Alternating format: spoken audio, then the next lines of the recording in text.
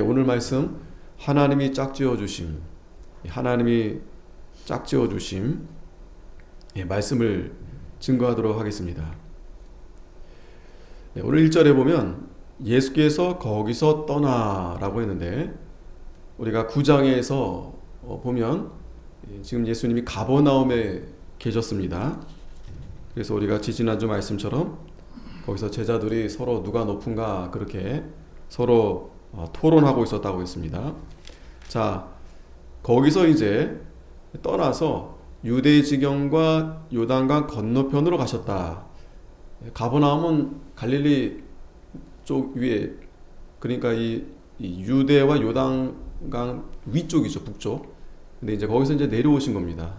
유대 지경과 요단강 건너편으로 가셔서 무리가 다시 모여들거늘 예수께서 다시 전례대로 가르치시더니, 이 전에 하던 대로, 이 전례대로 바로 전에 하던 대로. 그러니까 예수님 항상 모이시면은 가르치셨어요. 복음을 가르치셨습니다. 또 사람들이 모여들었다고 했습니다. 뭐 특별한 거 없습니다. 예수님이 이번에 모였으니까 이번 좀 특별히 좀 뭔가 좀 뭐 특별 뭐 사교행 한번 해볼까? 그런 게 아니고 그냥 전에 하던 대로. 이게 참 중요한 것 같아요. 우리가 이 반복된 그러한 훈련이 굉장히 중요합니다. 뭐 특별할 것도 없어요. 사실 뭐 매 순간이 특별한 거죠. 내가 마음을 특별하게 가져서 그 자리에 가는 게 중요하지. 근데 너무 이게 반복되게 되면 사람이 이게 틀에 박히니까, 그래서 자꾸 고안해내는 거죠. 이렇게도 해보고 저렇게도 해보고. 근데 이렇게도 해보고 저렇게 해보고도 그것도 뭐 나쁘지 않습니다. 근데 가장 중요한 것은 예수님처럼 정말 성령 충만한 가운데서 그냥 하던 대로 말씀을 잘 증거하면 그게 바로 큰 은혜의 자리고 또 은혜 받는 시간이 되는 것이죠. 물론 예수님이니까 예수님이니까 뭐 충분하다 우리가 생각할 수 있겠지만, 그러나 우리에게 본을 보여주신 겁니다. 우리도 예수님처럼 여기에 모인 무리들과 같이 저와 여러분들도 매 주일마다 또 수요일마다 반복되긴 하지만, 그러나 뭐 특별할 거 없습니다. 하지만 하나님 말씀이 특별한 거죠. 얼마나 내가 사모하느냐에 따라서 하나님이 은혜를 주시기도 하고, 또 형식적으로 되게 되면 그게 그냥 틀에 박히게 되는 거죠. 그래서 우리가 그러하지 않도록 우리가 기도하면서 또 그렇게 마음이 깨어서 사모하는 마음으로 하나님의 말씀 앞에 우리가 나아갈 때 충분히 하나님이 은혜 주십니다. 그냥 성경만 읽어도 사실은 은혜가 됩니다. 아니, 그 자리에 앉기만 해도 사실은 은혜가 돼야 됩니다. 그 자리에 앉기만 해도, 출발할 때부터. 근데 그런 마음을, 저도 마찬가지지만 참 어려워요. 어렵습니다. 쉽지가 않은데, 그런데 사실은 그런 시간들이 사실은 참 하나님이 은혜를 주신 거예요. 무슨 말인가 하면, 내가 예배 자리에 가고 싶어도 가령 몸이 아픈다든지 또 막 바빠요. 일이 있어서. 그러면 수요일 같은 경우도 쉽지가 않거든요. 또 주일 같은 경우도 어떤 분들은 또 참 어렵게 그렇게 지키게 되는데, 그럴 때 늘 마음이 사모하게 돼요. 그게 바로 된 거죠, 그죠? 바쁘니까 뭐 이건 뭐 할 수 없지, 그런 게 아니죠. 바쁘지만 그러면서도 내가 잘 지키지 못한 가운데 있으면서도 양심이 하나님께서 내가 하나님 말씀 참 내가 사모해야 되는데, 그런 하나님이 자꾸 감동을 주신단 말이죠. 그러다가 참 아주 어렵게 예배의 자리에 가면 참 은혜를 주세요. 은혜를 주십니다. 근데 그러다가 우리가 이렇게 아주 자유롭게 걸림돌 없이 어려움 없이 이렇게 참여하게 되면 이게 우리 몸이 그냥 적응을 해버리는 거예요. 사실 이렇게 나오는 게 사실 쉽지 않은 건데, 그냥 당연히 우리는 너무나 아무 뭐 방해 없이 나와다 보니까 그런 게 좀 우리 마음적으로 어떤 그런 어떤 열심이라든지 그런 게 어떤 그런 거 있잖아요. 뜨거움, 그런 게 좀 뭔가 이렇게 부족한가 이렇게 느낄 수 있는데 사실 그렇지 않아요. 그렇지 않습니다. 정말 하나님의 은혜고 감사할 뿐이고, 예수님이 특별히 베드로와 야고보와 요한 셋 데리고 변화산에 데리고 가신 것처럼 우리가 그런 마음으로 우리가 대표다, 대표성을 가지고 하나님 앞에 우리가 나와서 이렇게 예배를 드린다. 참 중요한 일이에요. 이스라엘 백성들도 다 그렇게 못했어요. 레위 지파만 특별히 그 성막에서 하나님의 일을 감당하게 했습니다. 그리고 특별히 나시린 제도가 있었는데 그 가운데에서 다른 백성들 가운데에서 특별히 하나님을 내가 섬기고 싶다 하면 그 나시린 소원을 해서 하나님 앞에 나아가도록 그렇게 또 하나님이 또 기회를 주신 거죠. 자, 그러면 그 레위 지파 같은 경우는 참 특별한 은혜죠. 특별한 은혜. 대표성을 가지고. 자, 그래서 우리가 그러한 마음을 가지고 좀 늘 이렇게 반복된 가운데 틀에 박힐 수도 있지만, 그러나 또 한편으로는 참 이게 은혜다. 하나님의 은혜다. 이 시간에 특별히 하나님이 우리에게 복을 주셔가지고 하나님 앞에 나아갈 수 있도록 감사하고 더 힘을 내고 사모하고 그러한 저희가 되어야 되겠습니다. 중요한 것은 계속 배워야 된다라는 거예요. 계속 배워야 돼요. 계속. 목사도 마찬가지지만 모든 성도들이 배워야 됩니다. 그리고 반복. 참 성경 말씀은 참 신기한 건 뭐냐면 늘 배운 말씀인데 들을 때마다 새로워요. 왜 그럴까? 물론 우리가 이제 참 기억이 좀 약한 부분도 있지만, 그러나 그것보다도 이 하나님의 말씀이 생명이 있기 때문에 그런 거예요. 생명이 있기 때문에 들어도 좋은 거예요. 들어도 우리가 들어도 은혜를 받을 수 있도록 너무나 좋다. 정말 꿀송이와 같다. 그렇게 믿어야 됩니다. 우리가 이건 뭐 사실 꿀 맛이 잘 안 날 수 있어요. 그런데 우리가 믿고 감사함으로 아멘 하면서 우리가 하나님 말씀을 받을 때 분명히 하나님이 그러한 자에게 만족함을 주세요. 사모하는 자에게 하나님이 좋은 걸 주신다고 했습니다. 그 사슴이 갈급함으로 시냇물을 찾아가듯이 우리가 지금 이렇게 온 거예요. 그냥 어쩌다 그냥 시간 되니까 온 게 아니고 하나님이 그 갈급함을 아시고 우리를 하나님의 말씀 가운데로 인도해 주신 겁니다. 자, 전례대로 예수님이 가르치셨다고 했는데 2절에 바리새인들이 예수께 나와 그를 시험하여 묻되 사람이 아내를 내어버리는 것이 옳으니까. 자, 바리새인들이 또 예수님께 왔어요. 당연히 예수님을 시험하여서 넘어뜨리려고 온 겁니다. 그런데 어떤 문제를 가지고 왔냐면 이혼 문제를 가지고 왔습니다. 이혼 문제를.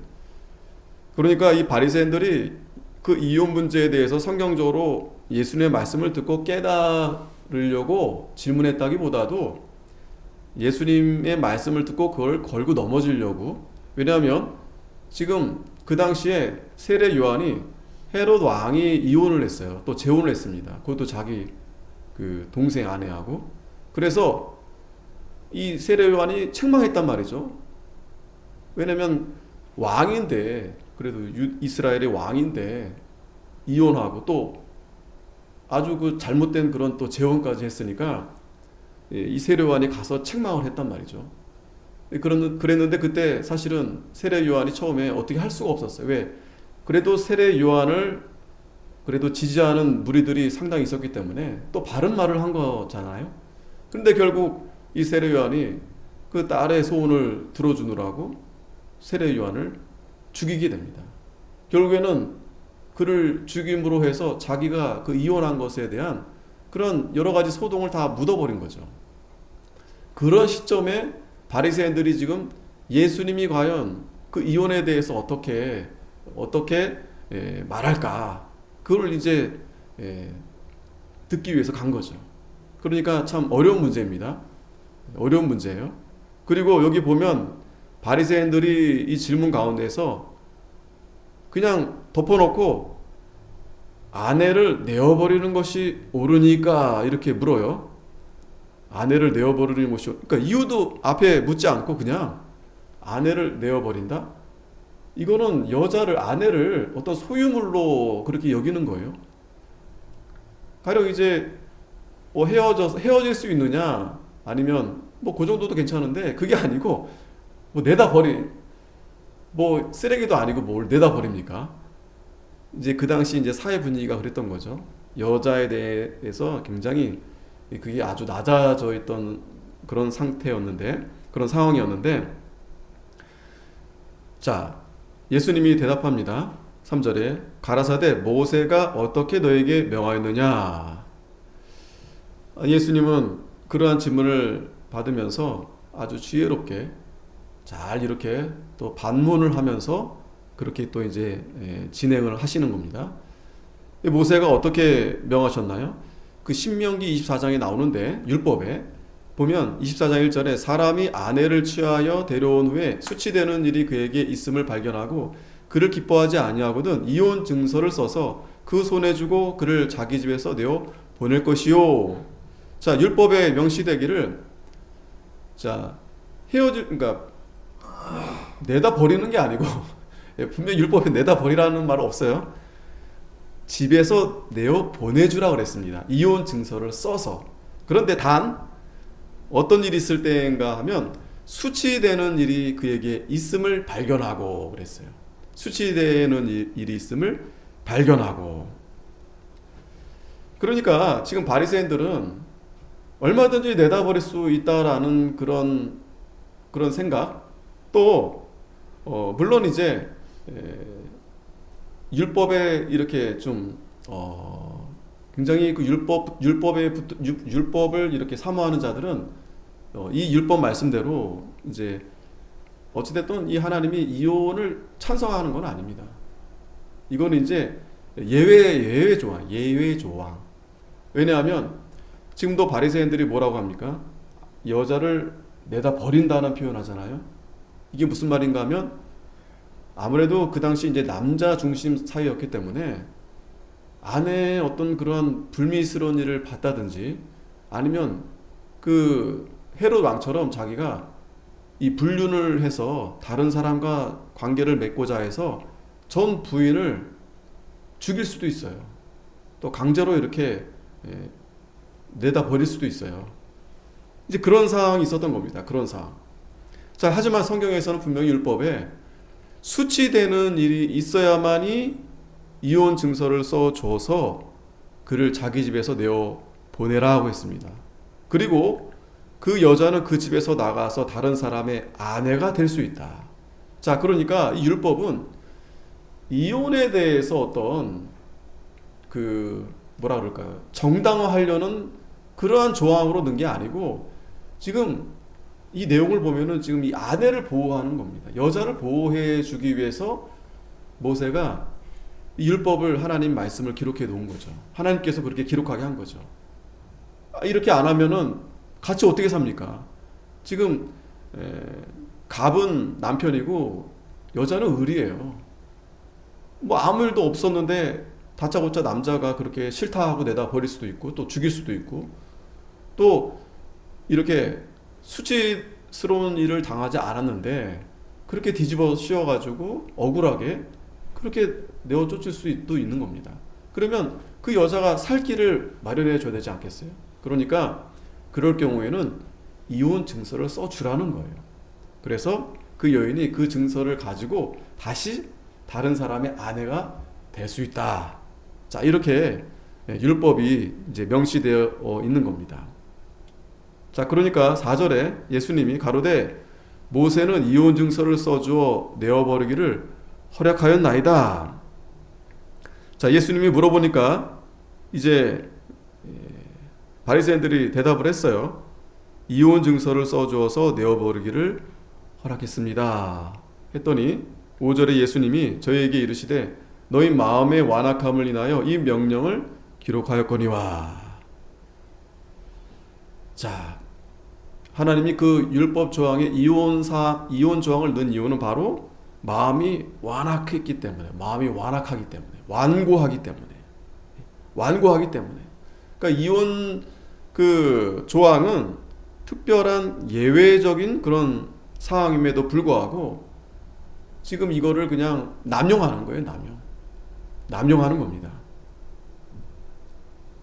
그런데 분명한 것은 수치되는 일에 하나여만 허락했다는 겁니다. 수치되는 일에 하나여만 허락했다. 그러면서 예수님이 오늘 이제 이 10장에서 분명하게 이 결혼과 이혼에 대한 말씀을 이제 성경적으로 말씀해 주시는데 6절에 보면 창조시로부터 저희를 남자와 여자로 만드셨으니 이러므로 사람이 그 부모를 떠나서 그 둘이 한 몸이 될지니라.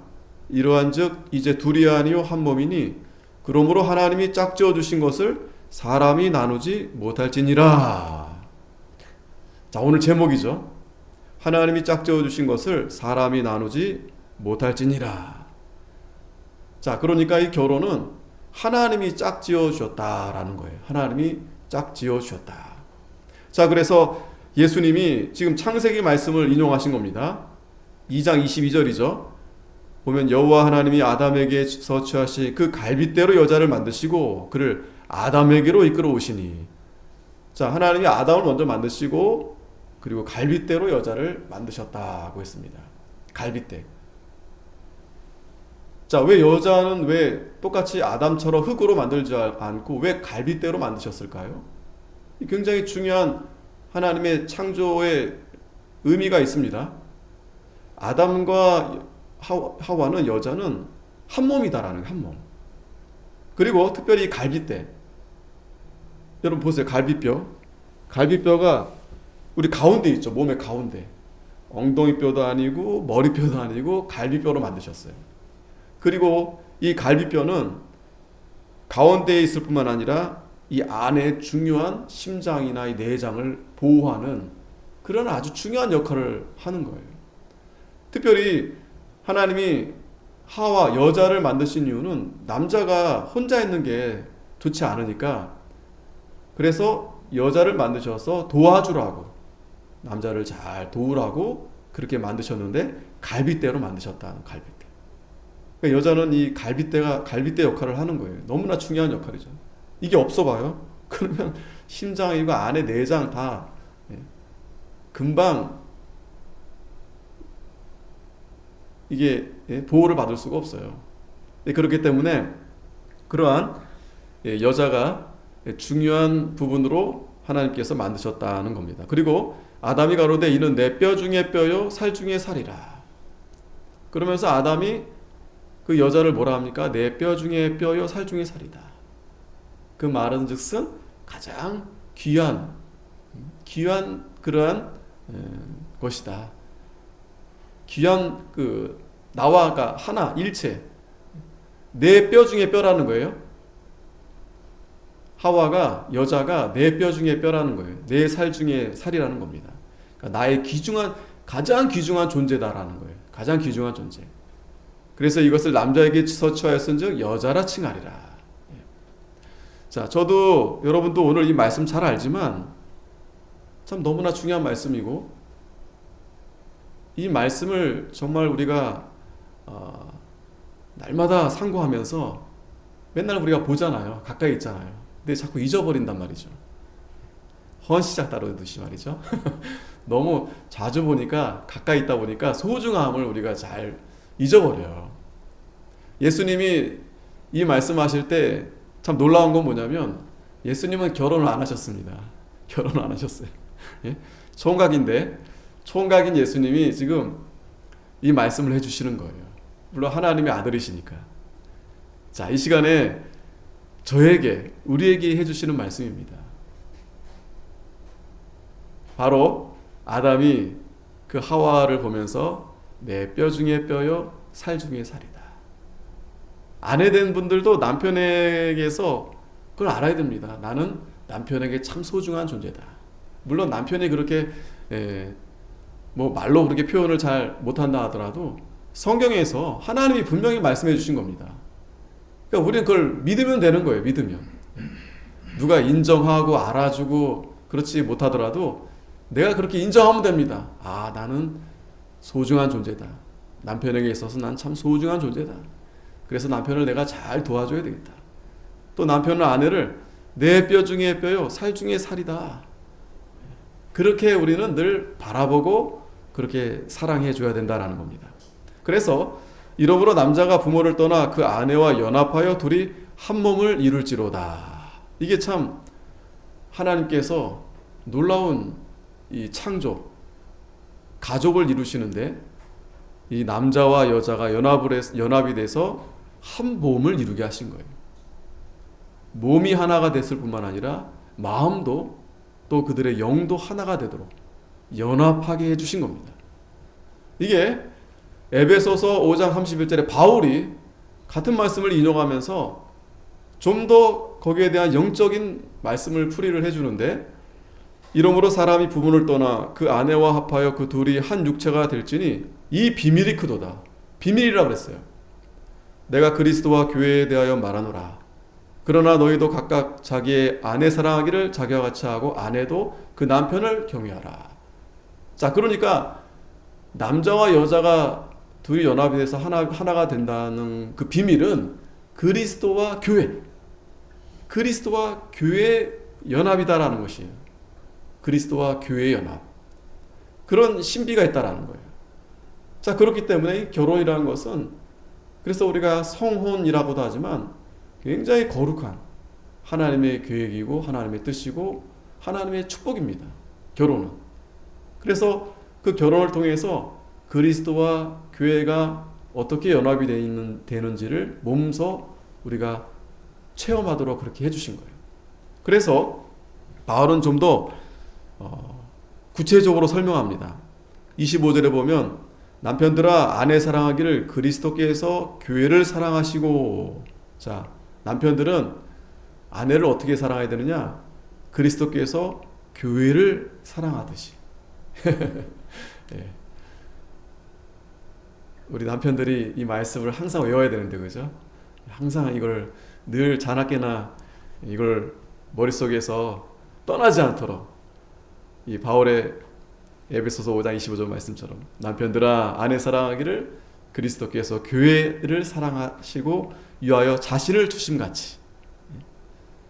그래서 이는 곧 물로 씻어 말씀으로 깨끗하게 하사 거룩하게 하시고 자기 앞에 영광스러운 교회로 세우사 티나 주름 잡힌 것이나 이런 것들이 없이 거룩하고 흠이 없게 하려 하심이니라.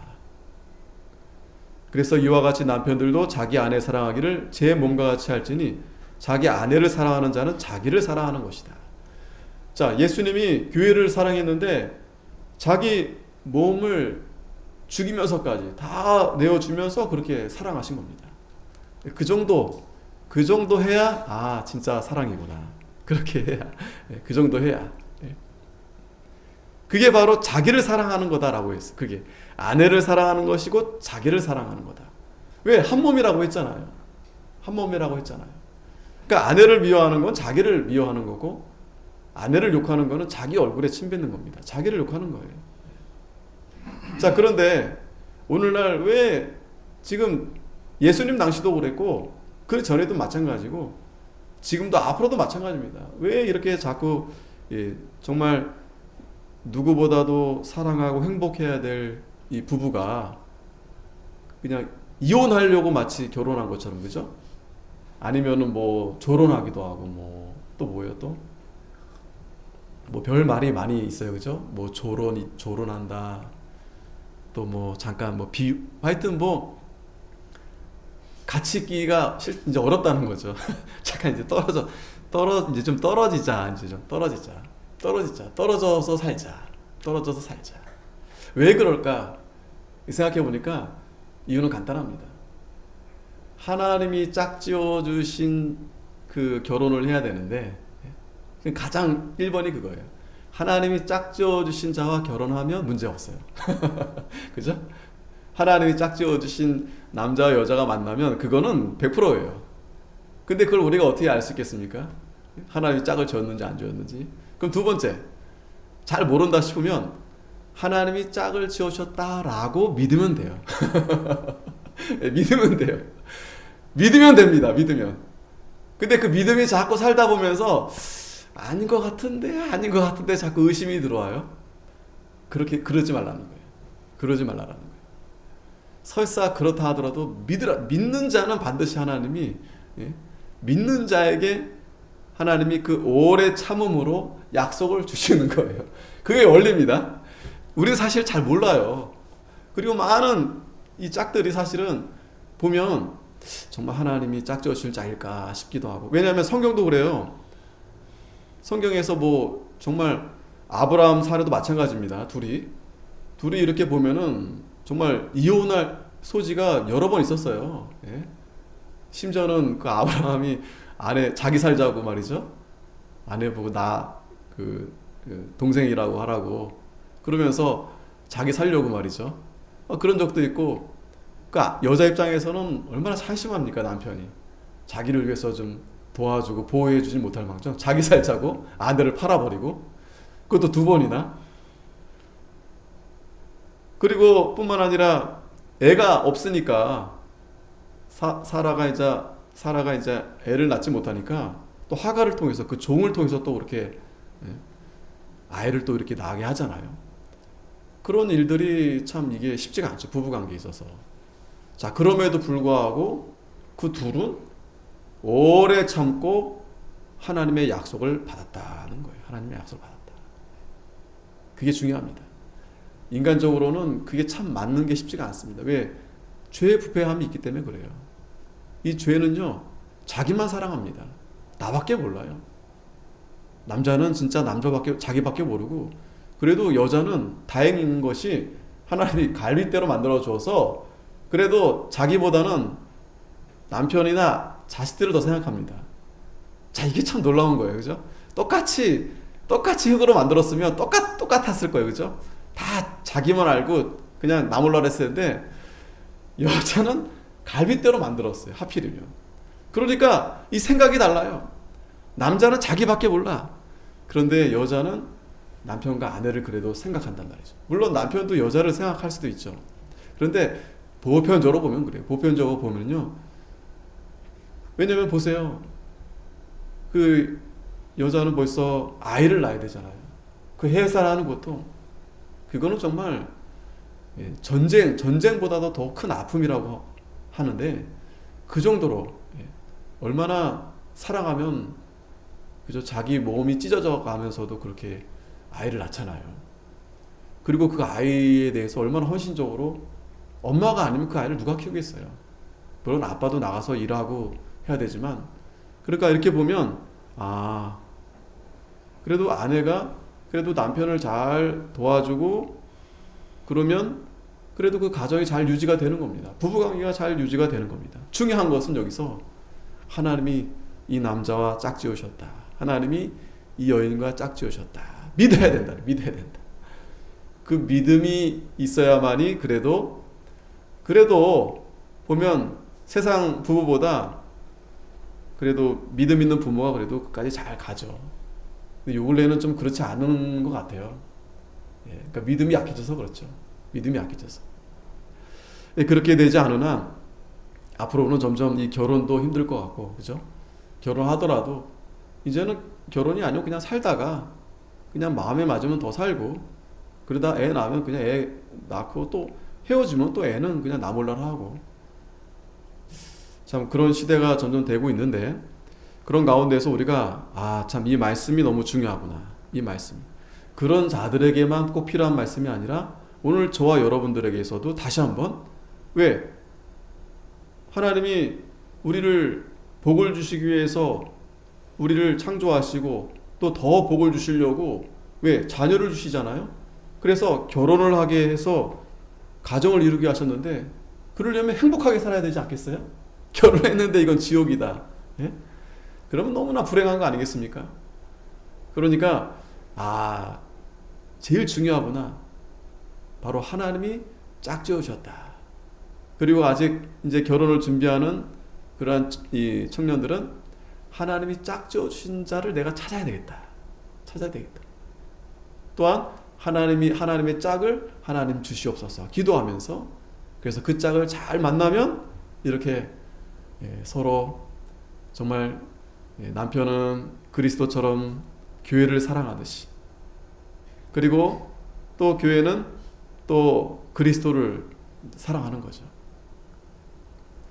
자, 그래서 29절에 계속 보면, 누구든지 언제든지 제 육체를 미워하지 않고 오직 양육하여 보호하기를 그리스도께서 교회를 보양같이 하나니 우리는 그 몸의 지체임이라. 이러한 이 신비가 있다라는 거예요. 그리스도와 교회의 연합에 대한 신비가 바로 그 부부의 그런 관계를 통해서 하나님이 알게 해주신다라는 거예요. 이게 특별한 은혜입니다. 특별한 은혜. 이거는 이 세상 사랑, 뭐 여러 사랑이 있지만 가장 고차원적인 사랑이에요. 아가페 사랑입니다. 아가페 사랑.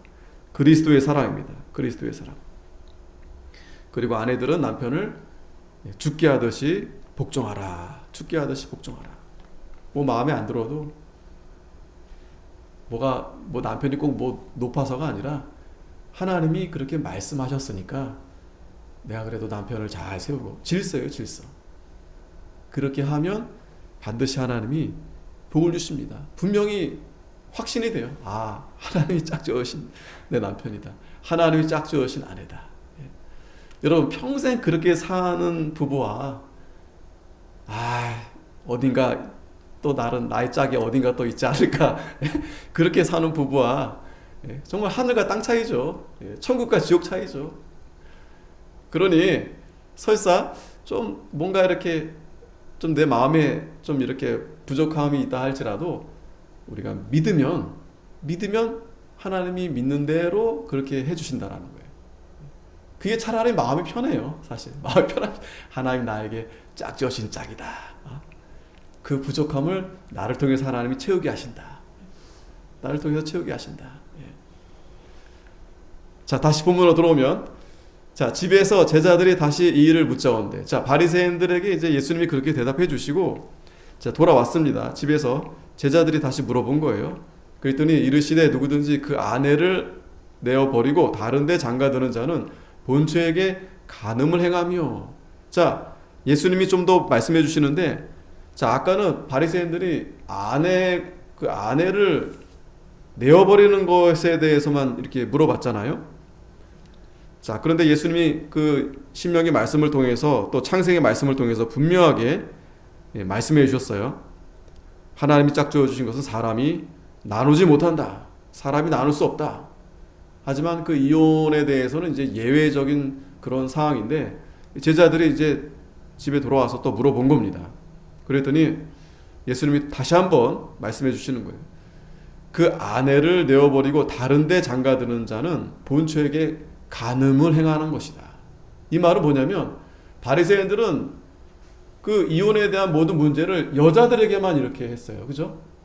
여자들에게만. 또 그 율법에도 보면은 남자가 수치스러운 일을 범해서라는 얘기는 없고, 여자가 수치스러운 일을 그런 일이 있을 때 이혼서를 써서 보낼 수 있다, 이렇게 조항이 되어 있어요. 그러니까 남자에 대해서는 좀 이렇게 넓어요, 법이. 여자에 대해서만 좀 이렇게. 근데 그게 그럴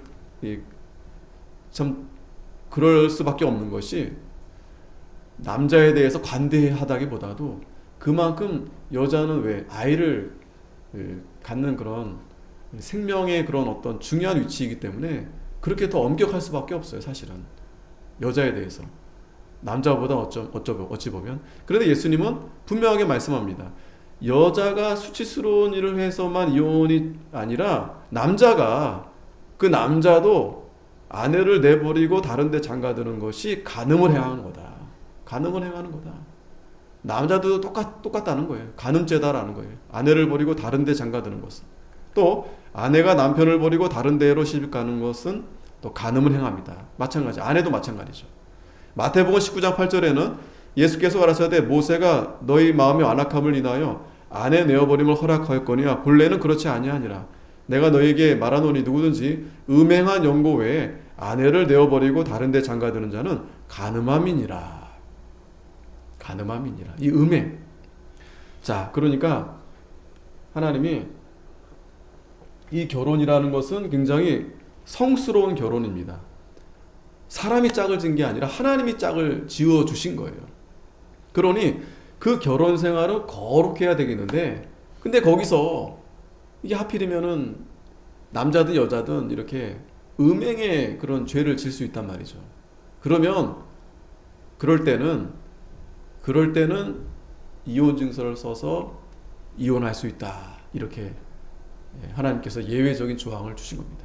결코 하나님이 그 이혼을 정당한 이혼에 대해서 하나님이 긍정적으로 허락한 부분이 아니에요. 그거는 하나님의 어떤 심판입니다. 징계입니다. 이혼은 징계예요, 징계.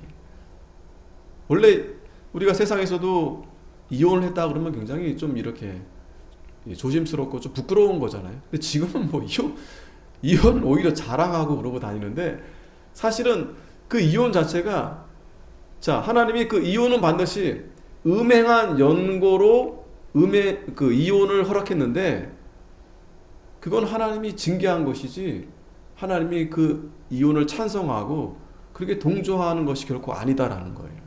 우리가 분명히 알아야 됩니다. 가급적이면 우리는 이혼하지 말아야 돼요.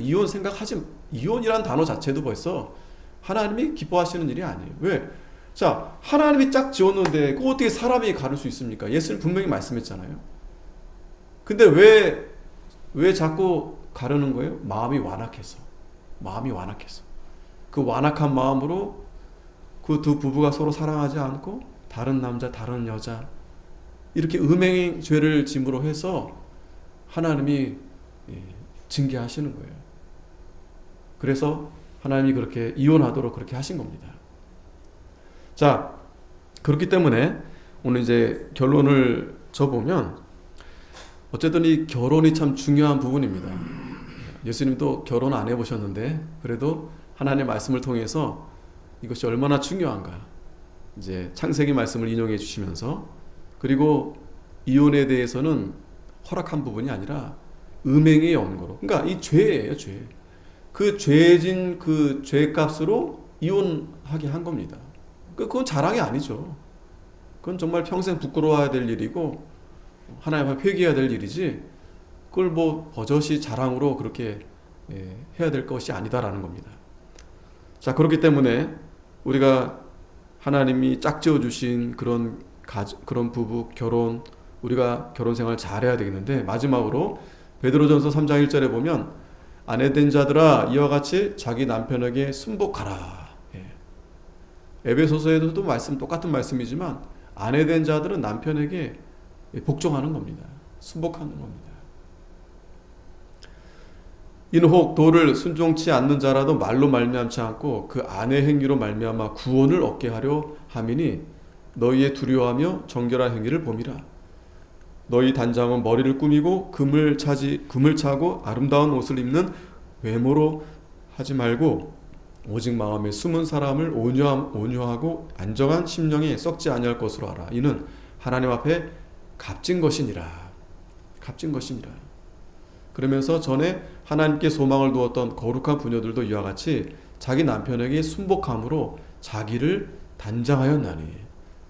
겉으로만 치장하지 말고 그럼 아예 그냥 치장도 하지 말란 말이 아닙니다. 우리 그래도 그리스도인들은 깔끔하게 그렇게 해야죠. 그렇게 외모적으로는 단정하게 해야 되는데 더 중요한 것은 내면의 단장함이 있어야 된다. 그것이 이 남편을 잘 순복함으로 나타나는 거다라는 거예요. 인격적으로 이게 잘 다듬어진 분들은 남편을 잘 다른 사람들도 잘 이렇게 예우합니다. 그런데 남편은 더욱 해야 된다는 거예요. 남편에게 있어서는 더욱 이렇게 죽게 하듯이 해야 된다는 거예요. 그래서 사라가 아브라함을 주라 칭하여 복종한 것 같이 너희가 선을 행하고 아무 두려운 일에도 놀라지 아니함으로 그의 딸이 되었느니라. 사라가 아브라함을 주라 칭했다 그랬어요. 또 남편된 자들아 이와 같이 지식을 따라 너희 아내와 동거하고. 남편된 자들 다 아내된 자들은 아내된 자들로서 또 남편된 자들은 특별히 이 지식을 따라 아내와 동거하라고 했습니다. 지식 어떤 지식이겠어요? 이 아내는 하나님이 나와 짝을 지어주셨다. 왜냐하면 앞에서도 아내를 내어 버린다고 했으니까 이 남편들이 제일 중요해요. 되게 보면 그죠? 그래도 남편이 잘 이렇게 함께 살면은 가정이 화목한데 남편이 그냥 이혼 이렇게 해버리면은 자, 그래서 이 지식 특별히 아까 그 창세기 말씀도 중요하지만 더욱이 아내에 대해서 잘 알아야 됩니다. 아내에 대해서. 그래서 그 아내와 동거하고 저는 더 연약한 그릇이고 또 생명의 은혜를 유업으로 함께 받을 자로 알아. 자, 이 지식이 바로 이거예요. 연약한 그릇이다. 또 생명의 은혜를 유업으로 함께 받을 자다. 그래서 귀히 여기라는 거예요. 아내를 귀히 여기라. 그래야 너희 기도가 막히지 아니하게 하려 함이다. 하면서 마지막으로 말하노니 너희가 다 마음을 같이하여 채우라며 형제를 사랑하며 불쌍히 여기며 겸손하며. 여기서 마지막은 이제 앞에 본문도 있는데 뭐 거기까지 갈 것 없이 이 부부간에 있어서도 마음을 같이 하라 그랬어요. 또 채율하며 같이 고난을 잘 감당해 가면서 사랑하라는 거예요. 또 불쌍히 여기라는 거예요. 불쌍하죠? 예, 불쌍한 거예요. 아유, 나 같은 사람 만나서 참 고생 많이 했다. 서로 참 그래도 이렇게 아껴주고 이 마음이 얼마나 좋습니까? 겸손하라는 거예요. 넌 나 아니었으면 넌 이렇게 살 수 없어. 그게 아니라 참 나 같은 사람 만나줘서 참 감사하다. 그리고 참 중요한 말씀 있는데 9절에 악을 악으로 욕을 욕으로 갚지 말고 도리어 복을 빌라. 이를 위하여 너희가 부르심을 입었으니 이는 복을 유업으로 받게 하려 하심이라. 예. 뭐 부부간에 적용하자면 이 사람이 나에게 잘못하면 똑같이 기다렸다가 덫을 파놓고 그렇게 넘어뜨리는 것이 아니라 또 욕했다고 해서 같이 욕하는 것이 아니라 복을 빌어주라. 복을 빌어. 부부간에 더 그렇게 하라는 거죠. 더 부부간에 상처 주지 말고 더 복을 빌어주라는 거예요. 그러므로 생명을 사랑하고 좋은 날 보기를 원하는 자는 혀를 금하여 악한 말을 그치며 그 입술로 기울을 말하지 말고. 자, 베드로는 이 말을 참 중요하게 생각했던 것 같아요. 말. 그러니까 부부간에도 그렇고 가정에도 그렇고 또 사회도 마찬가지입니다. 이 말 한마디가 굉장히 상처를 줘요. 그래서 생명을 사랑하고 좋은 날 보기를 원하는 자는 혀를 금하며, 그냥 화난다고 내뱉는 게 아니고 또 뭔가 이렇게 꼭 찌르는 말들이 있어요. 이렇게 상처 주는 말이 있어요. 막 돌려가면서 막 이렇게 돌려 까는 말이 있는데 그렇게 하지 말라는 거예요. 그런 말들을 그치라. 그 입술로 기울을 말하지 말고 악에서 떠나 선을 행하고 화평을 구하여 이를 쫓으라. 주의 눈은 의인을 향하시고 그의 귀는 저의 간구를 기울이시되 주의 낯은 악행하는 자들을 향하시느니라. 주님이 보고 계신다. 듣고 계신다. 특별히 부부간에 우리가 말을 조심하고 또 서로 사랑하고 도와주고, 무엇보다도 오늘 제목이죠. 하나님이 짝지으셨다. 그렇죠? 그걸 매일 매 순간 기억하면서 서로 바라보면서 서로 이렇게 대하면 얼마나 행복할까요? 그렇죠? 밥 먹으면서도 막 그냥 싱글벙글. 우리가 결혼하기 전에 연애할 때 또 신혼 초에 얼마나 싱글벙글했습니까? 근데 그게 왜 없어지면 안 되는데 왜 점점 더 그렇게 더 사랑이 샘솟아야 되겠는데, 이유는 어디 있는가? 자꾸 사람이 나누려 해서 그런다. 나누려고. 그러니까 우리 죄가 자꾸 나누려고 그러는 거예요.